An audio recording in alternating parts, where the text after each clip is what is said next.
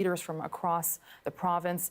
And a throne speech by BC's Lieutenant Governor will be kicking off the session very shortly in Victoria and the legislature, and there they are kind of making their way in right now. But I just want to take some time to set the scene for you a bit right now. So Premier Eby has described that session is returning in a time of extraordinary change and uncertainty. And in the background of today's speech, Trump's tariff threats still loom. Premier David Eby had said in a statement that this speech will include how the province intends to defend British Columbians in what he described as uncertain times. Now, opposition leader John Russett is there too, and he had said that key issues for his members during the session will be fentanyl, the border, and Donald Trump. So clearly lots of emphasis today on U.S. relations. That's expected. Now, one of the first orders of business today was to elect a speaker. And just as we're watching here, Rod Chauhan has been reelected for that job there, and he'll be doing it again this year. So for a bit more context on what else we're expecting today, we actually checked in with our legislative reporter, Katie DeRosa, earlier. Take a listen to our chat from this morning. It's been 9 months since we've had a session because of the election. We have a new lieutenant governor. That's Wendy Cocchia. She was sworn in last month, and I think what we can expect is, I guess, a roadmap of where the NDP wants to go in this session, but don't expect a lot of specifics. It's really a broad outline of the direction that the NDP wants to go. And let's refresh ourselves. The NDP has a bare majority at 47 seats. The BC Conservatives, this is their first session as the official opposition, and they have 44 seats, and the Greens have 2. So we will see tomorrow. Question period will start. That's when the fireworks will happen between the parties. Also today, the NDP will elect a speaker. That's going to be Rod Chauhan. He was the speaker the last session as well. So that's a bit of consistency. But I definitely think we will expect we'll see what today brings in terms of the rest of the 11-week session in terms of the NDP's priorities. Yeah, and again, in the backdrop of all this are the tariff threats. We've had a lot of activity and people talking about, concerns. What's the opposition focusing on for this session? Yeah, well, you mentioned tariffs. I'm going to see how many times that word is in the throne speech, because I suspect it will be in there, peppered throughout. And we can expect the Conservatives to pick holes in perhaps broken promises, such as the announcement last week from the finance minister that $1,000 grocery rebate will not be in the budget. I think they tried to get that bad news out of the way instead of having that bad news be either in the throne speech or in the budget.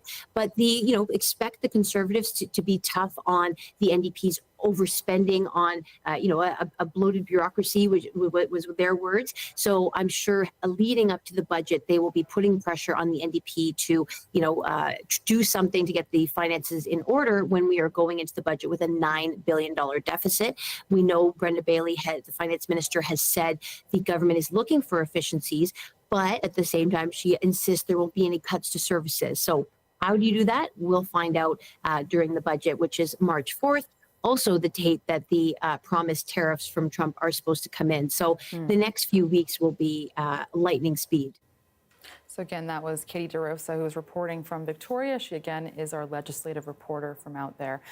We will be taking you to that speech shortly, but I also just want to take a bit more time to provide more context and background for you. So joining us now is Will Greaves. He is an associate professor of international relations at the University of Victoria. So, Will, clearly lots going on today, lots of questions about what the speech will entail.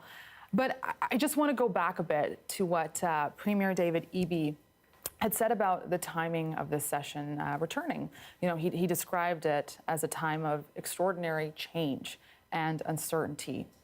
Just off of the bat, what do you make of this tone as session is returning? Hi, good afternoon, Benny. Thanks for having me on. I think the tone reflects two major issues. The first is, of course, the very real uncertainty surrounding the future state of both the BC and the Canadian economies in light of the potential tariffs that President Trump has said that he will impose early next month. And so there is a serious tenor because we're living through serious times. And I think Premier Eby's comments very clearly capture that. The second aspect of that, though, is that the tone is one of caution and conservatism for the government. Because of that uncertainty related to Mr. Trump and his agenda, there simply are important things that the province doesn't actually have answers to. And in all fairness, that makes it very difficult to craft both a throne speech and write a budget.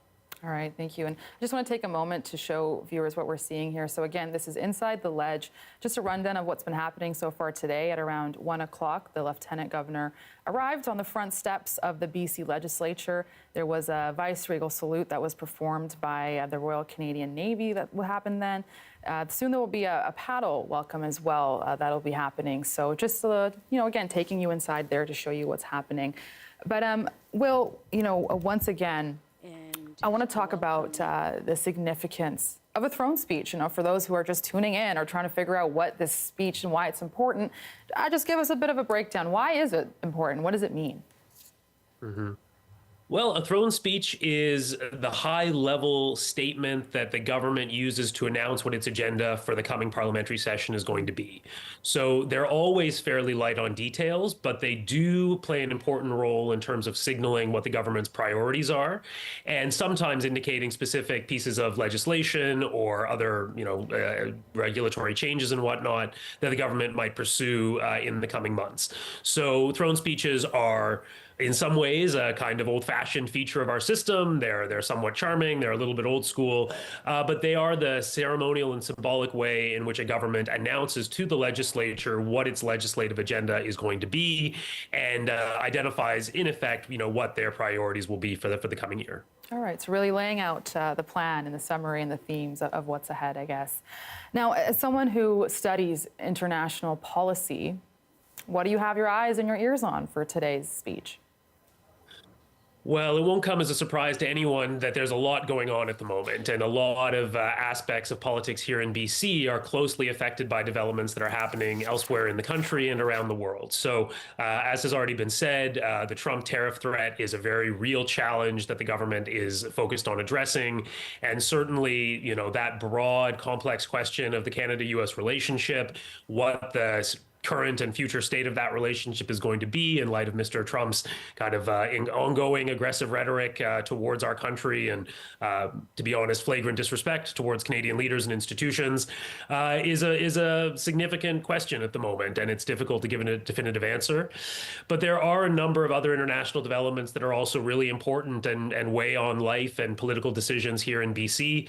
I expect to see in this throne speech and the following budget some clarity around the government's priorities with respect to new energy and infrastructure projects, whether we see an increased focus on resource extraction, and also how the government plans to square that emphasis on new resource development with its domestic and international obligations to reduce carbon emissions and the expectations that a lot of British Columbians have that they'll continue to be good stewards of the natural environment here in BC. So I think that there's definitely an international dimension towards the broad questions around energy and environmental policy, economic development and growth. We're in a competitive world at the moment, and certainly one of those competitions is for foreign direct investment. So will BC be effective at attracting the kind of capital that we want to continue to grow and build the economy for the people who live here? And we've also heard how the focus is, again, as Premier Eby had mentioned just yesterday on Family Day. That's when he released that statement, kind of hinting about what we could expect today. But, he had said that, again, the focus on defending British Columbians, that these tariffs are the #1 priority. That was something that was mentioned. What do you really think, and I know you mentioned energy projects just right there when we just in the previous question, but what do you really think is important for BC to have for its action plan pertaining to what you study, what your fields of interest are? What do you think the priority should be? Well, there's two things there that I would say. The first is that as far as foreign policy is concerned and as far as responding to the Trump tariff threat is concerned, that is principally the responsibility of the federal government. And the provincial governments across this country have some tools, but relatively few tools available to them to really respond to that international policy, foreign policy issue.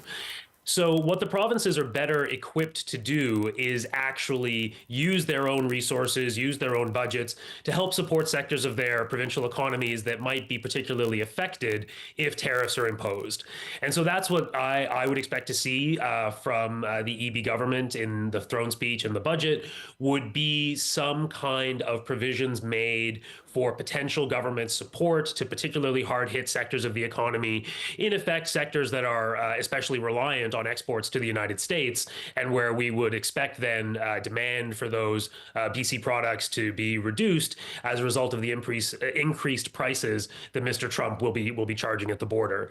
So it'll be very interesting to see if there are specific earmarks for those sectors, notably the forestry sector, which of course has also been very hard hit by other factors as well, because that's something that the province is better able to do in terms of the responsibilities that it has at its disposal.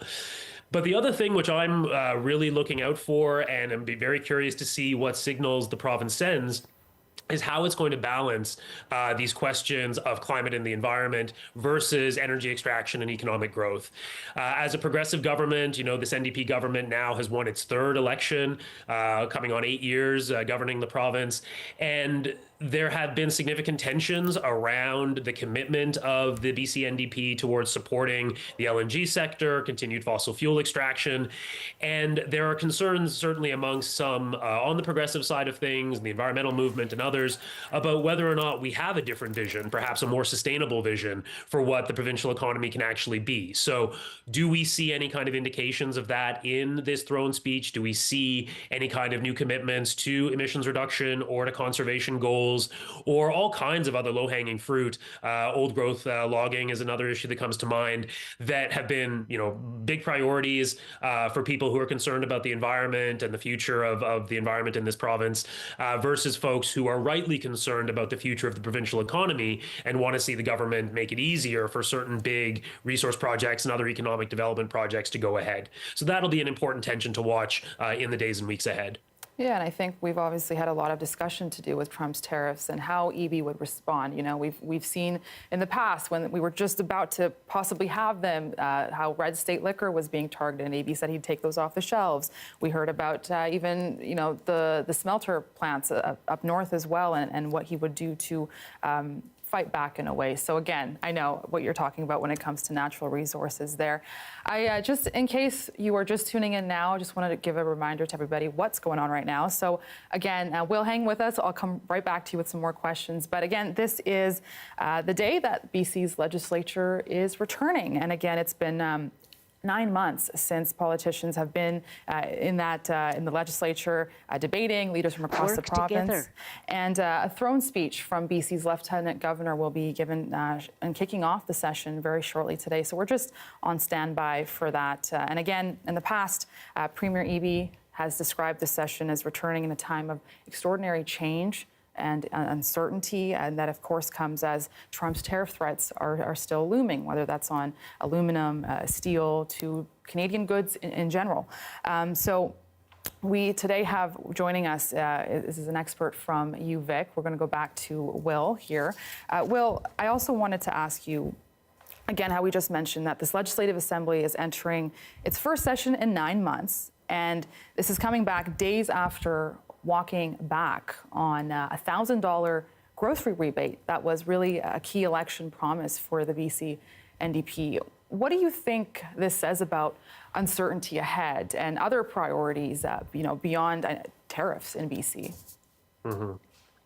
I think it says two things. The first would be that the best time to cancel poorly conceived policy is before you introduce it. The second best time to cancel it is any other time thereafter. And so these rebate checks were widely panned at the time that they were announced during the provincial campaign in the fall. And it is interesting that they were the first item to be cut by this government. And while the framing around tariffs is correct in that sense.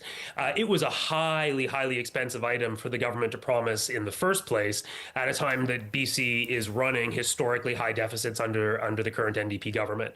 So I think it says, first of all, that campaign promises are sometimes made in the midst of a campaign for political reasons and are not necessarily economically sound or good public policy. But it's also the case that it really shows the government's concern about BC's fiscal position and was quite focused on freeing up additional room within the budget for additional spending should it be necessary to buttress those vulnerable sectors of the economy if tariffs are imposed. So compared to the risks to forestry, light manufacturing, fisheries and aquaculture, and other sectors of BC that export heavily to the United States, that money, $1,000 grocery rebates per household, simply was difficult to justify given the state of the deficit and given the need, in all likelihood, to invest in other areas in the coming months. And today, I had also spoken to economics professor at UBC, and I asked him the same thing about the $1,000 grocery rebate and how the government had walked back on that. And he had said he wasn't able to join us live, but he did email me some of what he could have talked about. And he said, moving back on certain electoral promises, such as the $1,000 grocery rebate, is actually fiscally welcome. That is what Werner Antweiler had said. Again, he's from UBC. He says that it was an expensive electoral gimmick to start with. Those are his words. And he said it's far more important for the government to invest in infrastructure that will create long-term benefits to the BC economy or fix gaps in the healthcare system. Going back to Will, I'm curious, have you ever felt that BC's felt so kind of on edge in recent times? I mean, how would you describe this in terms of the work that you've done, all the places you study? How does this feel to you? We're going through difficult times. I don't think there's any question about it. A lot of people are on edge, and they're on edge because the stakes are very high. So as you've already said, Benny, it's been 9 months since the Legislative Assembly of BC has sat, and that's a long time for a robust democratic society to not have, the sitting organ of democracy at work. And there are particular reasons for that long delay, but it is a long time not to have, the Ledge doing the business of the people and doing so publicly where people can see them at work. And so I think that's contributed to the anxiety in some ways, right? We haven't fully been able to put to rest a lot of the debates and the divisions that came up during the provincial election campaign, a lot of very hot button issues, a lot of very emotional issues raised during that campaign, issues that the BC Conservatives have certainly been eager to discuss. And so not yet having had an opportunity for the elected representatives of British Columbians to come together and to express the views of their constituents, I don't think has helped. I think it's helped keep tensions high rather than giving a kind of release valve or a kind of democratic outlet for people to express their views in a more constructive way, in a way that leads to legislation and to policy change. So people are on edge. People want leadership. People want as much clarity as possible during uncertain times. And so having the legislature sitting again, having the government outlining what its agenda will be and allowing people to weigh in and both critique and praise, the direction of that agenda, I think will be constructive and will give people a better outlet for some of the emotions they're feeling politically than stewing online in a time when the legislature is not even sitting.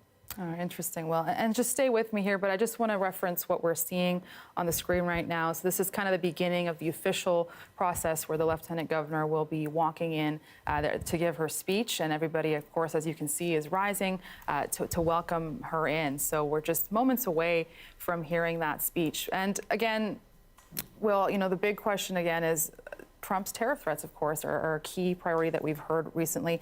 How big of an impact overall do you think that the U.S. president will have on the session ahead? Oh, he casts a very long shadow, doesn't he? There's no doubt that he's already having an effect on the shape of the legislative session to come. I do think it's worth noting that BC is actually less reliant on exports to the United States than most other Canadian provinces are. And when we hear a lot of discussion about the need to diversify Canadian trade partners and trading relationships as a way of reducing our dependence on the United States and thus our vulnerability to Trump's threatened tariffs, BC is actually the best positioned province in the country to actually do that, of course, with the Pacific Coast, gateway to Asia. Vancouver Harbor is the busiest port, in the country. And so BC has a lot of advantages when it comes to that diversification discussion, and already has more robust trading relationships and trade partnerships with countries in the Asia Pacific than most of our fellow Canadians do. So BC is actually in a very enviable position to make some of those changes that are being really forced upon us by Mr. Trump's aggressive actions. And that is a positive sign, and something which I'm sure the government will be keen to lean into to make the most of, given the pressing need for us to be less reliant on the United States at this point in time. So lots of conversations of really bolstering up BC and figuring out where its strengths can be in all of this if these threats continue. Again, I want to take a look at what's happening on our screen there. So this is a paddle welcome that's happening by traditional dancers. Again, the Lieutenant Governor has walked in. That's Wendy Cocchia sitting there in the throne over there in the back. And we're, again, moments away from seeing that. Let's just listen in for a little bit, see what's happening there.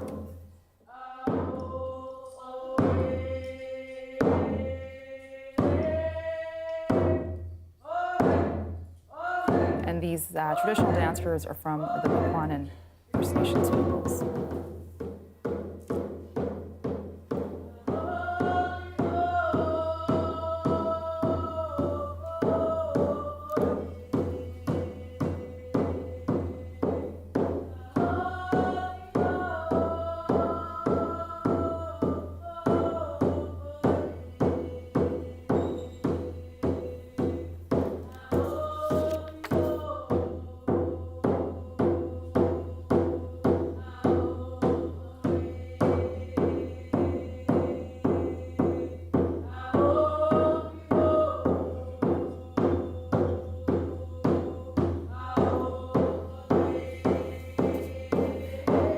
Once again, that is a paddle welcome that's happening right there for the Lieutenant Governor, Wendy Cocchia, who's about to start her speech.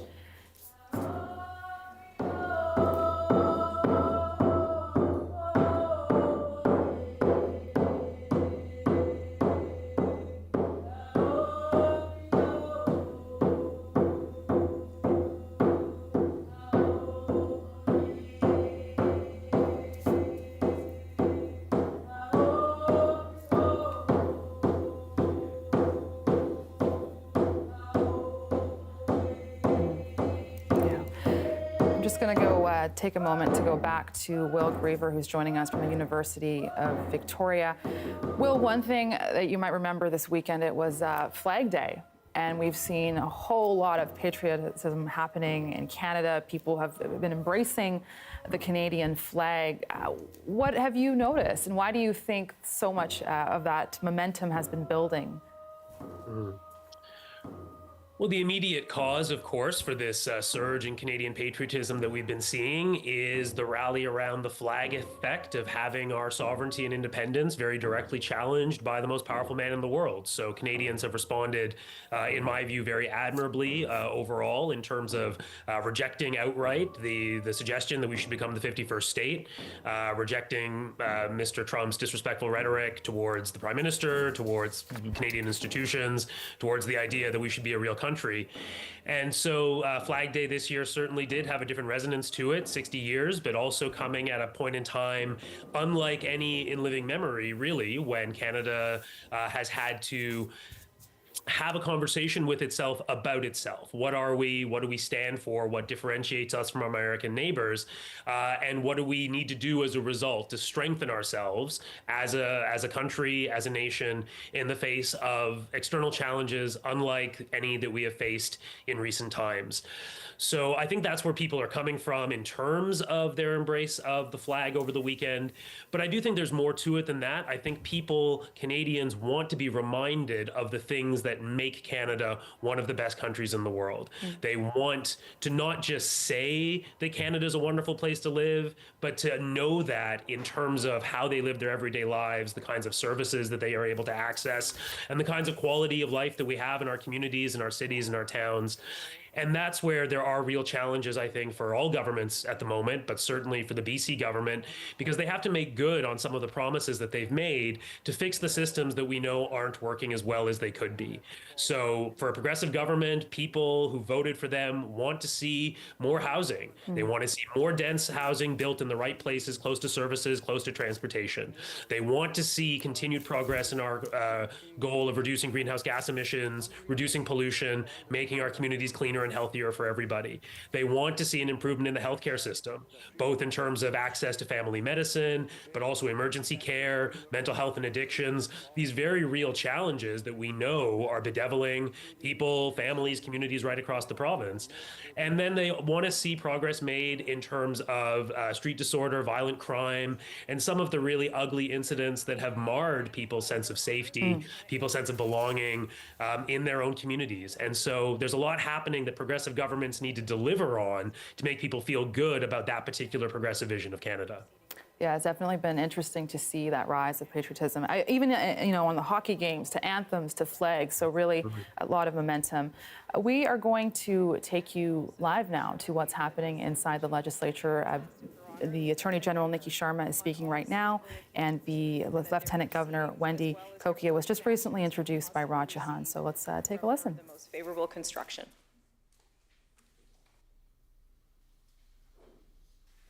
Good afternoon, Mr. Speaker, honorable members, elders, chiefs, veterans, uniformed service members, leaders, and distinguished guests.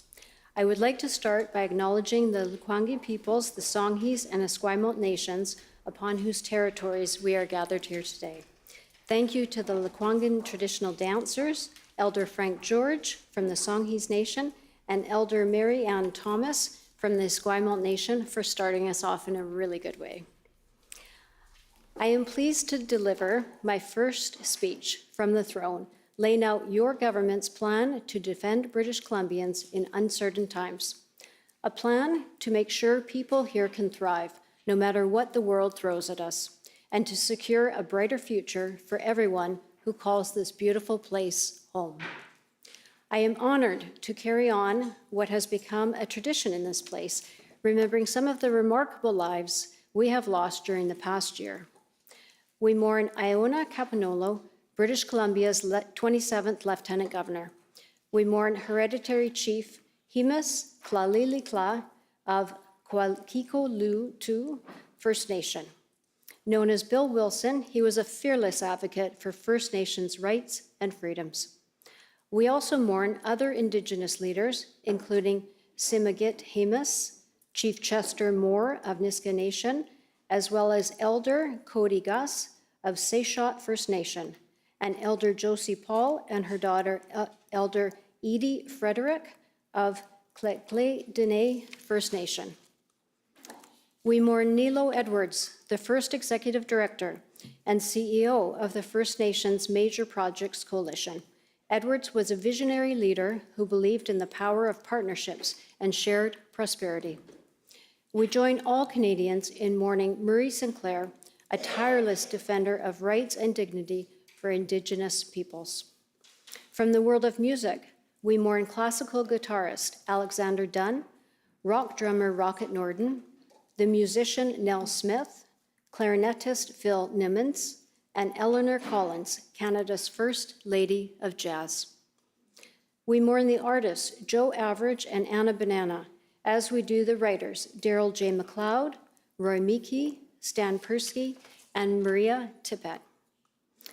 From the world of sports, we mourn curling's Tim Horrigan, baseball's Kay Kaminchi, sprinters Peter Ogilvie, and Joy Yakabauchi, and Jerry James, who played hockey and football. From the worlds of medicine and science, we mourn dermatologist Dr. Alistair Carruthers and sports medicine Dr. Jack Taunton. We also mourn psychologist Sue Johnson. From the media, we mourn Glenn Baglow, Rick Clough, George Garrett, and Alden Escobedo Habakan. We mourn laborers Jesse Uppal, Bill Brassington, and Kim Novak. We mourn professors Roger Gibbons and Rebecca Warburton, as we do community educators and activists Maggie Ip and Grace Ako-Thompson. We mourn Fire Captain Ron Hedgedus, as we do mourn those who have served in the armed forces during wartime, as did John Hillman, Bill Cameron, Kenneth Lett, and Peter Goodwin Chance. We mourn significant leaders who have made an indelible mark on our country. We mourn former Premier John Horgan, who guided us through a global pandemic, and also former Prime Minister Brian Mulroney, who strengthened our trading relationship with the United States. We mourn other former members of Parliament from British Columbia, John Fraser and Chuck Straw. And we mourn other members who served in this legislature, Dan Coulter, Tony Brummett, Russell Fraser, Gerard Jansen, Dennis McKay, Shannon O'Neill, and Bob Williams. We mourn and reflect on the loss of so many British Columbians from toxic drugs, and we mourn those who lost their lives on the job. To all who lost loved ones over the past year, we extend our sympathies and condolences. We acknowledge and share your grief. We open this first session of British Columbia's 43rd Parliament at the most consequential time for our province since the Second World War. In the face of an unprecedented and unjustified threat to our economy, British Columbians are joining with all Canadians to fight back. We've come together to support each other and stand up for our country. We are saying with one united voice, we will never be the 51st state, not now or ever. Instead, we will take our destiny into our own hands by building on our strengths. During its first 4 weeks, the new United States presidential administration has taken our country on a roller coaster ride. And we must be prepared for this to continue for the next 4 years. The historic bond between Canada and the United States has been strained in profound ways. Trust has been broken and will not easily be repaired. No matter what the future has in store, one thing has been made clear. We will not leave our future success to the whims of unpredictable forces from beyond our borders, or leave people here to fend for themselves. We are at a crossroads.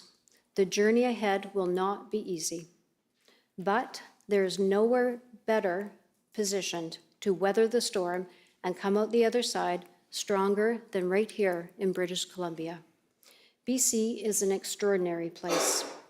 Our province has everything we need to succeed: a strong economy supported by many different industries, abundant natural resources and clean energy the world needs, and our most important strength of all, the people who call this extraordinary place home. The people of BC are hardworking, highly skilled, and resilient. This is who we are. Throughout history, British Columbians have risen to meet the moment. When Britain stood alone in Europe against the Nazis, Churchill made a desperate appeal for more military equipment. British Columbia answered the call. At the outset of the Second World War, fewer than 1,000 British Columbians worked in the shipyards. By 1943, that workforce was greater than 30,000. The shipyard in North Vancouver produced nearly half of all cargo ships, delivering Allied supplies and raw goods to the front lines. On Sea Island in Richmond, workers, many of them women, built the fuselages for the B-29 Super Fortress bombers and amphibious aircraft for shore patrols. By the war's end, more than 90,000 men and 26,000 women from BC had enlisted. This was the highest rate of participation in the country. In peacetime, British Columbians have worked together to welcome the world to our home. During Expo 86, the 2010 Winter Olympics, and the recent Invictus Games. And we're preparing to do it again for the Men's FIFA World Cup next year. BC is a place where we get big things done. We build dams to harness nature's awesome strength to power our homes and industries. We build highways on the sides of mountains. We are a province of entrepreneurs and risk takers. We are leaders in partnership with First Nations, underline our commitment to meaningful reconciliation with Indigenous peoples. We protect our land, air, and water. And we take action to tackle climate change while we grow our economy. Today, we are called on to summon that strength and character one more time, to summon the courage to do things differently, to chart our own course. Your government is working quickly to reorientate itself to a fundamentally changed landscape, including reviewing programs and spending to ensure they address today's challenges. Difficult times such as this call for action that is both thoughtful and tough. British Columbia's strategy has three components: strengthening and growing our economy, diversifying our trading relationships, and responding firmly and forcefully if required. First and foremost, we will strengthen our economy to be more agile and durable. In the best traditions of our province, people of different backgrounds and perspectives are coming together in a common purpose. A new coalition of leaders in business, labor unions, and First Nations are partnering with government. Today, we're executing a Made in BC plan to speed up permitting and regulatory approvals, to train the next generation of skilled tradespeople, to attract private capital while expanding our electricity production, to support emerging industries from technology to life sciences, and to increase manufacturing opportunities. This is particularly important for our hard-hit forestry sector, adding more value to every tree harvested as BC timber sales is reformed to ensure it is responsive to this challenge. Working together to grow a stronger, more self-sufficient economy here at home is our top priority. To unlock the incredible potential here in British Columbia, your government is expediting an initial 18 major projects. They include natural gas and clean energy, as well as critical mineral and mining projects worth $20 billion in investment. 12 of them are majority First Nations owned. These projects are estimated to create more than 8,000 jobs and support families, especially in northern and rural communities. Late last year, the green light was given to 9 new clean energy projects, which will boost BC Hydro's current electricity supply by 8%, enough to power 500,000 homes. This will generate between $5 billion and $6 billion in private capital spending throughout the province, creating 2,000 jobs during construction. And 8 of the 9 successful clean energy projects will have 51% First Nations equity ownership. To get this essential electricity online faster, new wind power projects will be exempt from the environmental assessment process, prioritizing efficiency and regulating in a way that makes sense while continuing to ensure our high standards are met. A stable supply of clean and affordable energy is essential to power economic growth while protecting our land and water for our children. This session, legislation will be introduced to allow the BC Energy Regulator to act as the one window for permits necessary to support the North Coast transmission line, in addition to other important electricity transmission projects, new wind and solar. The BC Energy Regulator has shown success at getting projects moving quickly while maintaining strong standards. This will ensure we build the line sooner and in partnership with First Nations along the route. Your government will eliminate unnecessary red tape and break down barriers to growth. Good progress has been made in housing, where BC is breaking down barriers, preventing the construction of middle-class homes. And we're making progress in mining, where major project review timelines have been reduced by more than 35%. Now we are accelerating that work while applying those lessons to other sectors, such as construction, forestry, and agriculture, all of which are foundational to our success as a province. Every minister has been giving marching orders to speed up permit approvals to get job-creating projects built in partnership with First Nations, communities, and businesses throughout the province. Beyond natural resources and our strength in new technologies, our province is home to one of the busiest film and television production centers in North America. Budget 2025 will include tax credits to ensure our province remains a destination of choice for filmmakers in Canada and around the globe, while employing BC's world-class skilled film crews. This highly anticipated change is already attracting new production deals. As we grow our economy and build here at home, we will diversify to whom we sell our products around the world. That means expanding and strengthening our business relationships with countries in Asia, Europe, and beyond. Here again, British Columbia is very well positioned. As the West Coast gateway to Asia and major global centers, our ports are some of the busiest in Canada. We are less exposed to the US market than other provinces, but we know more needs to be done. Your government will upgrade transportation infrastructure, improve supply chains, and make sure businesses have ample industrial land. This is crucial to stay competitive on the world stage and reach new markets efficiently. New trade missions will help BC businesses build strong economic partnerships around the world. We will also break down trade barriers within Canada. British Columbia has led the way on this front for years, most recently by securing a deal with our wineries to sell directly to customers in Alberta. Discussions are also underway with Alberta for greater cooperation and alignment on a range of issues. Underpinning this work is an imperative to stay strong and united as a country through uncertainty with the United States. The bottom line is this: it should not be easier to buy and sell with Washington State than with our Canadian friends and neighbors. This must change, and change it will. While we grow and strengthen our economy, the threat to our sovereignty remains. We stand strong and united. As a country, Canada must be prepared to fight back, if necessary, to prevent a trade war. British Columbia is thoughtfully and directly making the case against tariffs to our many friends in the United States.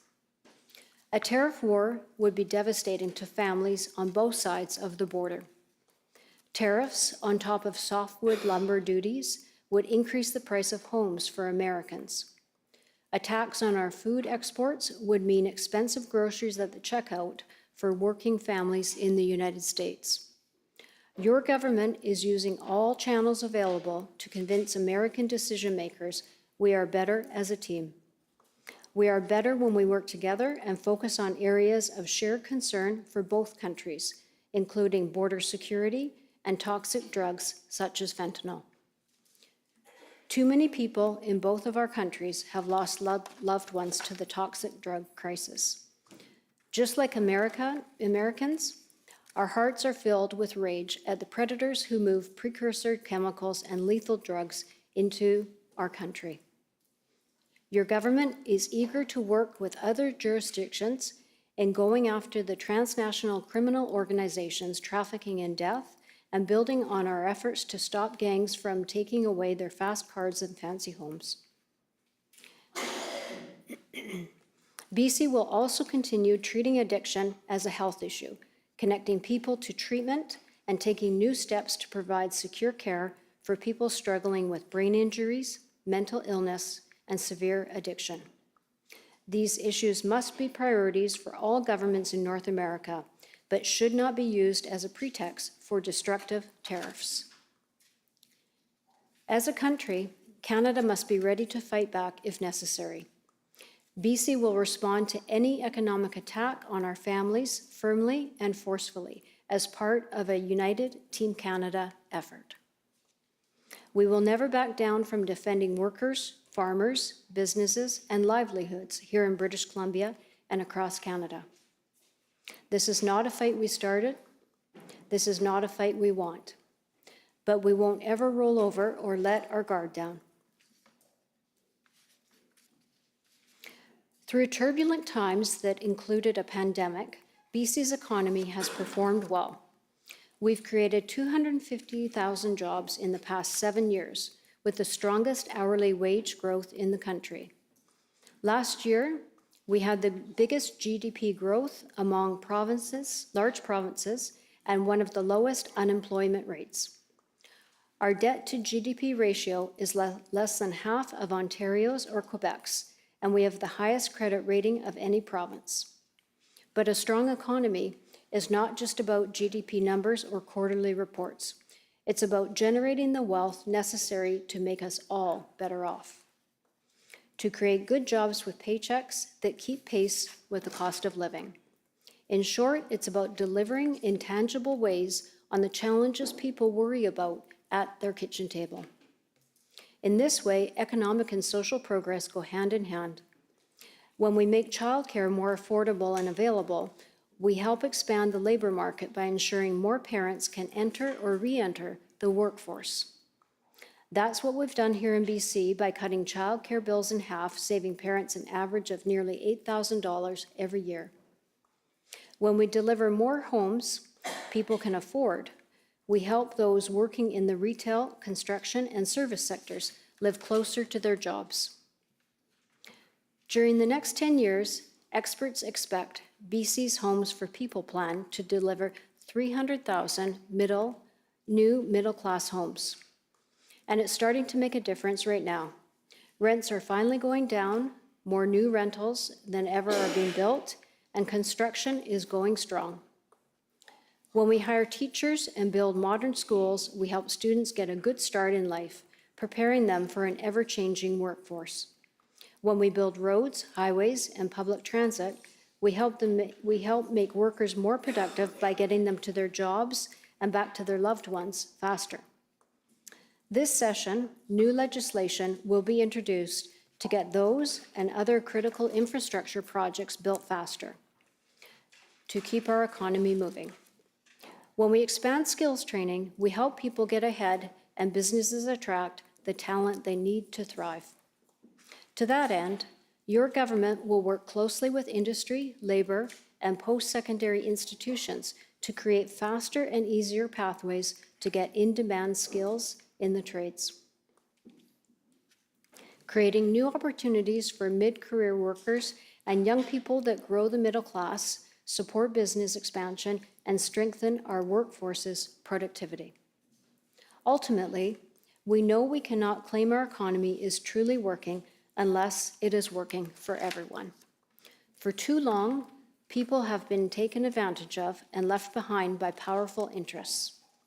Rampant speculation has put home ownership and rent out of reach for many working families. Gouging on top of global inflation has driven up the cost of daily essentials. Your government will take new actions to safeguard people who work hard and play by the rules. This session, laws will be introduced to protect British Columbians from credit card fraud, unfair practices by cell phone companies, and to recover healthcare costs from wrongdoers. BC will maintain our leading work to make sure the housing market works for ordinary people, not those keeping homes empty or flipping them for a quick profit. Keeping everyday costs low for working families will continue to be a top priority, from locking in savings on car insurance to putting money back in people's pockets. Our work to strengthen enforcement and intervention services to build safer, stronger communities will be a key focus. Here in BC, we're adding more police officers and establishing teams of prosecutors and probation officers to stop repeat violent criminals from reoffending. The success of British Columbians is at the center of your government's economic plan, one that works for every person and every community throughout the province. A strong and growing economy is necessary to protect and improve the public services families rely on, especially healthcare. There is no greater expression of who we are as Canadians than our universal public healthcare system, providing life-saving care for everyone without taking out a credit card. But like many places, British Columbia is feeling the strain of worker shortages and a rising demand for care. Communities are growing, people are getting older and sicker, and many doctors and nurses are retiring. Your government is responding by adding more nurses and family doctors, opening more community clinics, and building more hospitals than ever. In the past 2 years, British Columbia has connected hundreds of thousands of people to a primary caregiver, to a primary care provider. More are being connected every day, and yet we know there is so much more we need to do. Your government will work with regulatory colleges to ensure trained healthcare workers from other countries have their credentials recognized faster. That includes attracting the best and brightest medical professionals from the United States who are already drawn to the benefits of our public healthcare system. The challenges also require changing the way we do things. BC has taken action that allows doctors to spend more time with their patients. Since the scope of practice for pharmacists was expanded, people are getting prescriptions for minor ailments and free contraception quicker and more easily. We've tripled the number of nurse practitioners in the province. Many are now taking patients in their own primary care clinics. While the recent threats from the U.S. administration have felt like a betrayal, they have awoken something powerful in Canadians. You can see it everywhere you go. People are considering their choices carefully. When planning the next vacation, they're choosing to travel locally. At the grocery store, they're looking for a Made in Canada or Buy BC logo.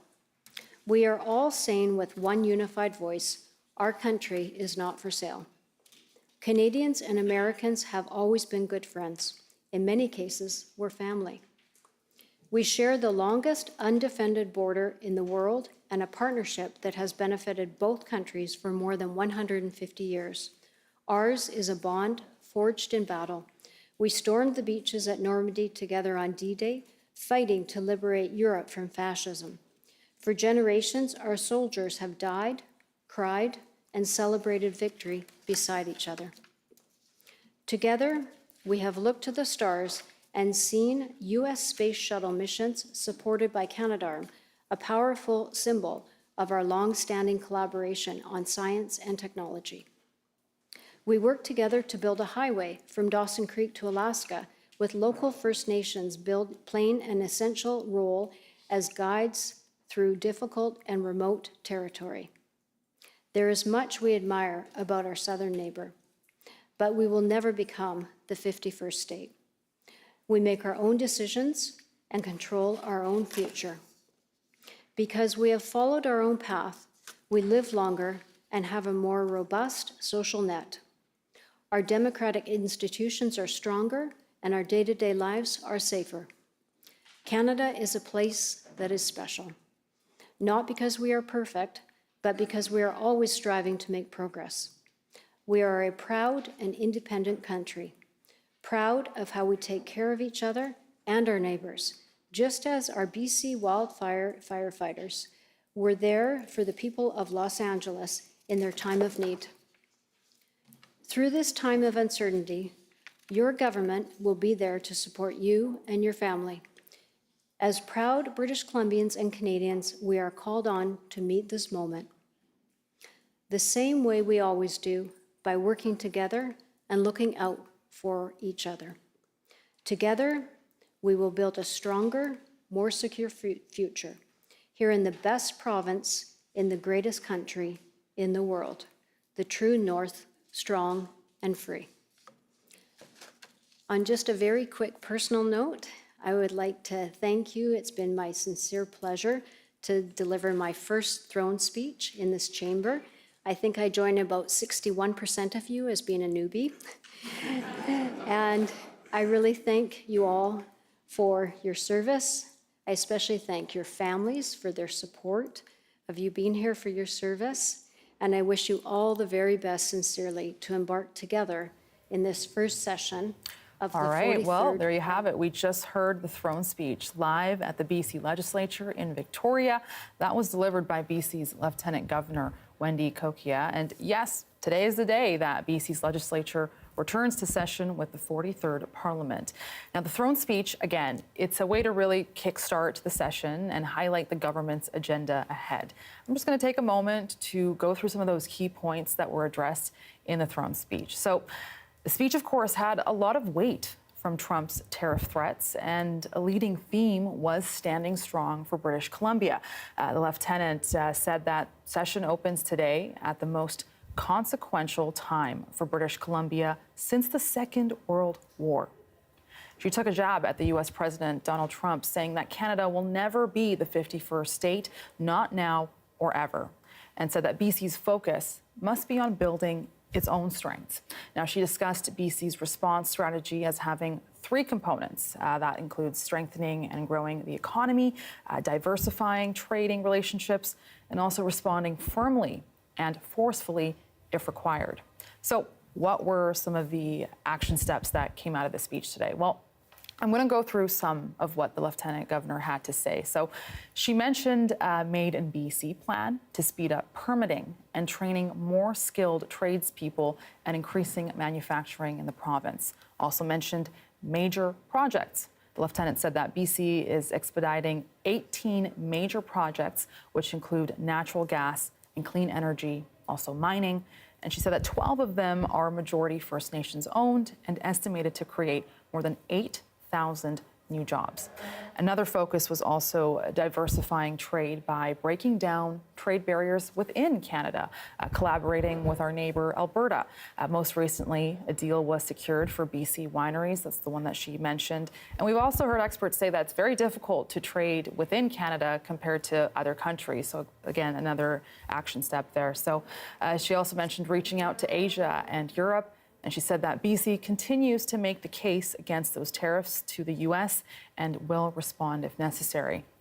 Now, again, a lot of weight from those American tariffs, but also she said discussed making childcare more affordable, making homes more affordable, new laws to protect British Columbians against credit card debt, to improving healthcare, such as attracting more healthcare workers from abroad, having their credentials recognized. Let's get some more analysis on this. So joining us again is Will Greaves. He is an associate professor of international relations at the University of Victoria. Will, what do you make of this? Yeah, there were some interesting parts of that speech, absolutely. On the one hand, there is what was expected, a central focus on Donald Trump and his tariff threats and what that means for the Canadian and the BC economies. There was also, as expected, announcements of some of the expedited permitting processes around energy and natural resource extraction projects.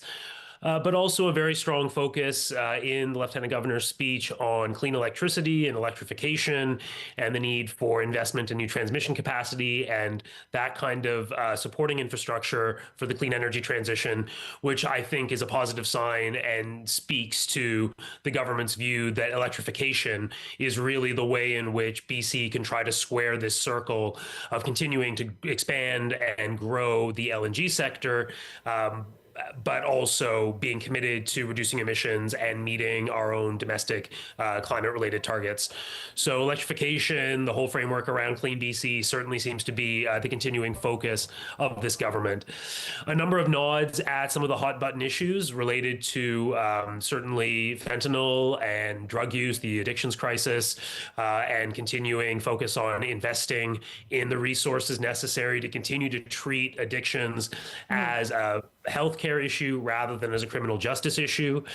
And yet at the same time, we heard language there about expanding investments in policing as well. So the BC NDP clearly wanting to send a signal that they are not interested in some of the discussions of the last number of years around defunding the police or potentially, transitioning resources from police to other kinds of service providers, but they see an ongoing role for investments in police services as part of the response to this basket of challenges that we're facing. One thing that surprised me was not just the emphasis on Trump and the tariff threat, but some of the discussion of Canada-US history, and in particular, the metaphor going back to the Second World War, and the emphasis in the speech on Canada's history of fighting fascism, I thought was a rather interesting focus for the government to include. Right. Because on the one hand, it could, kind of bolster some of that positive nationalist sentiment that we've discussed, but it also seems to me to be a shot across the bow of the Americans and a potential nod at the right-wing authoritarianism of the United States. Clearly lots of tension that was discussed, lots of priorities. You can read more about this on our website, cbc.ca/BC. But thank you so much for tuning in on streaming, on YouTube, on our website. And of course, we'll have lots more coverage on this. Thanks again for joining us.